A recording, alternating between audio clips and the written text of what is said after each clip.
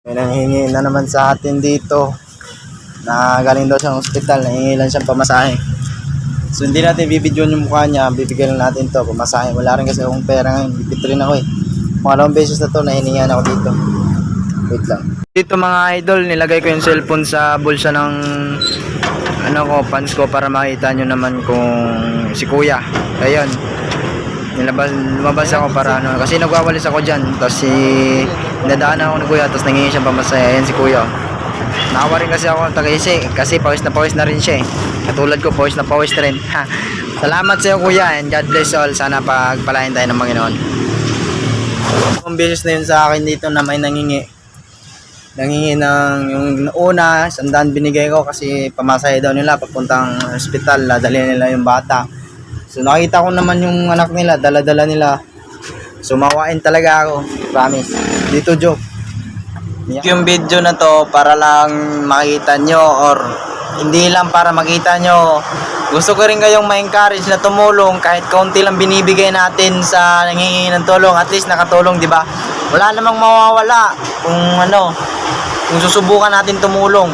Kung hindi man totoo yung ganun mga sitwasyon nila, di papag-ubayan na lang natin sa ating mahal na Panginoon, di ba? Alam natin sa mundong to na marami talagang mahirap, kaya subukan na natin tumulong. Ang sarap kaya sa feeling na nakatulong ka na kahit kunti lang binigay mo, at least nakatulong ka talaga sa kapwa natin Pilipino, no? So, pangalawang beses na talaga yun may nanghingi talaga sa akin. Iwan ko lang ba kung bakit ako lagi yung may nanghihingi, or wala lang, hindi ko maisip kung basta pangalawang beses na yun may nanghingi sa akin. Tapos biglang tatawag sa'yo na, Chip, baka ganon, ganyan, makahingi ng tulong, ganyan.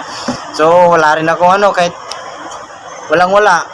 Pag meron naman, bibigyan ko naman sila kahit kahit kaunti lang yung pera na natitira, bibigyan ko rin sila kasi alam naman natin na nangangailangan rin sila.